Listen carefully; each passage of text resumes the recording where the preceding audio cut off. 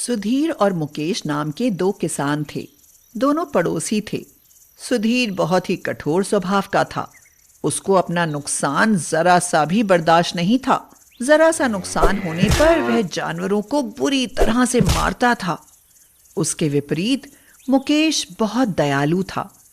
चाहे उसका नुकसान हो जाए, लेकिन वो किसी भी जानवर को मारता नहीं था, बल्कि उन पर दया दिखाता था। उनको खिलाता पिलाता भी था। ऐसे ही एक बार सुधीर ने अपने खेतों में घुसकर फसल खाती हुई गाय को बहुत मारा था, जिससे वह अधमरी हो गई थी। तो मुकेश उसे ले गया था और उसने सेवा की थी और वह ठीक होकर चली गई थी। कुछ दिनों से मुकेश के खेतों की फसल को कोई चढ़ जाता था। वह घर आकर अपनी पत्नी से बोला, अरे सुनो, कल मैं खेतों पर रखवाली करता रह गया, लेकिन फसल को कोई खा गया। पता नहीं कौन सा जानवर आता है और फसल को खा जाता है। उसकी पत्नी रानी बोली, तुम सो जाते होगे तभी नहीं देख पाते। आज तुम ध्यान से रखवाली करना कि कौन सा जानवर है जो आकर इतनी सारी फसल को खा लेता है। हाँ, तुम ठीक कहती हो। आज मैं सावधान होकर रखवाली करूंगा। दूसरे दिन फिर से वह फसल की रखवाली करने गया। रात गहरी होती जा रही थी। मुकेश को नींद आ रही थी, लेकिन फिर भी वह बैठा हुआ था। वह अपने आप से बोला,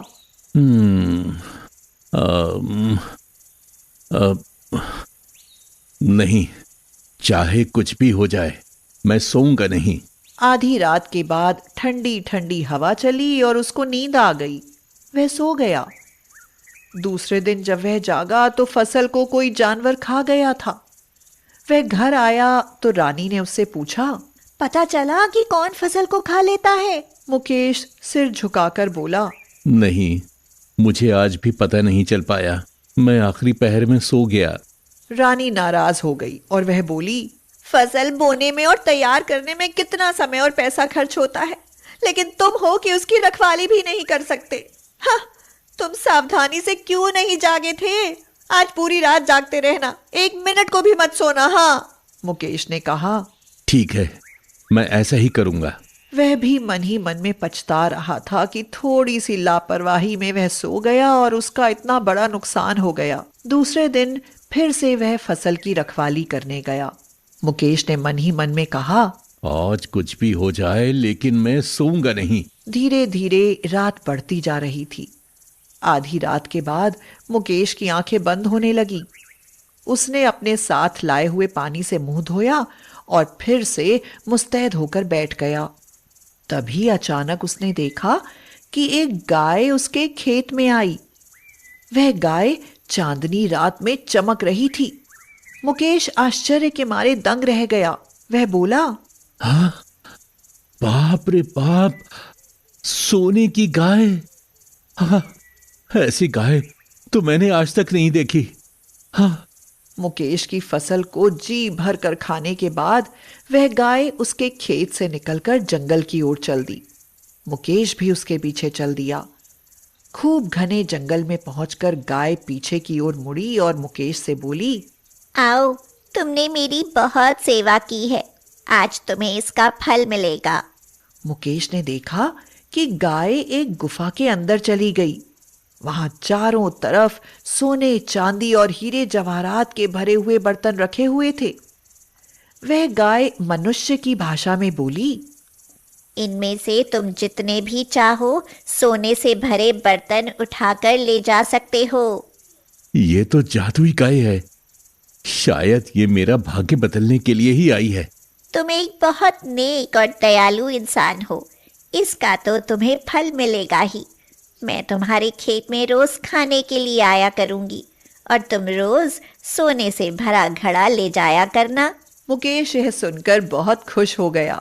उसने सोने से भरा हुआ एक बड़ा सा घड़ा उठाया और अपने घर को चला आया। रानी यह देखकर बहुत खुश हो गई।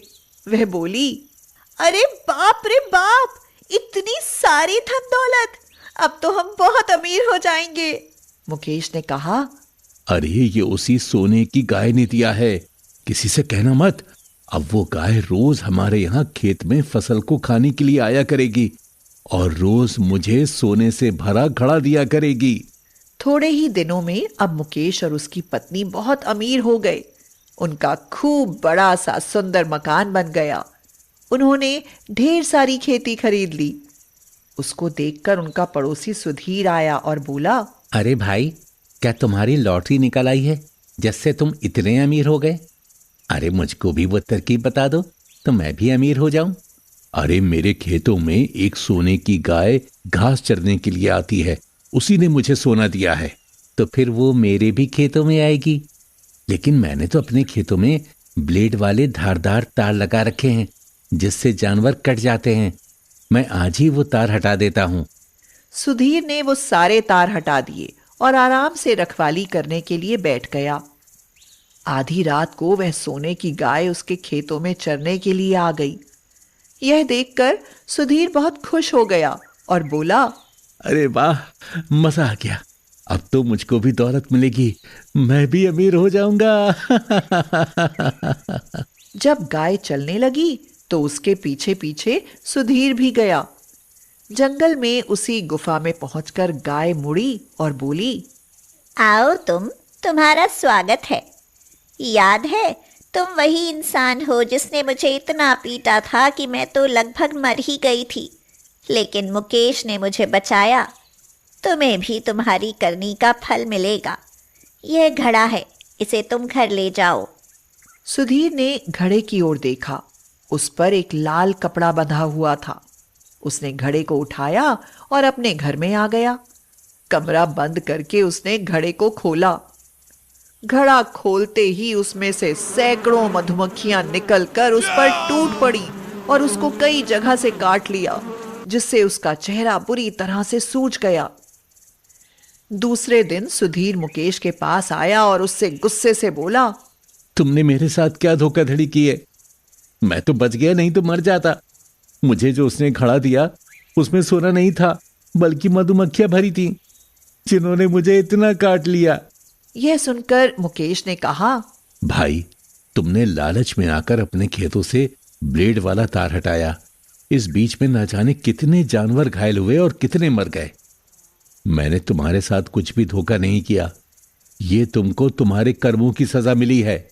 यह बात सुनकर सुधीर बहुत पछताया और उसने कहा, हाँ यार, तुम सही कहते हो। ये मुझको मेरे कर्मों की सजा मिली है। मुझे लालच नहीं करना चाहिए और जीवों पर दया करनी चाहिए। उस दिन के बाद से सुधीर सुधर गया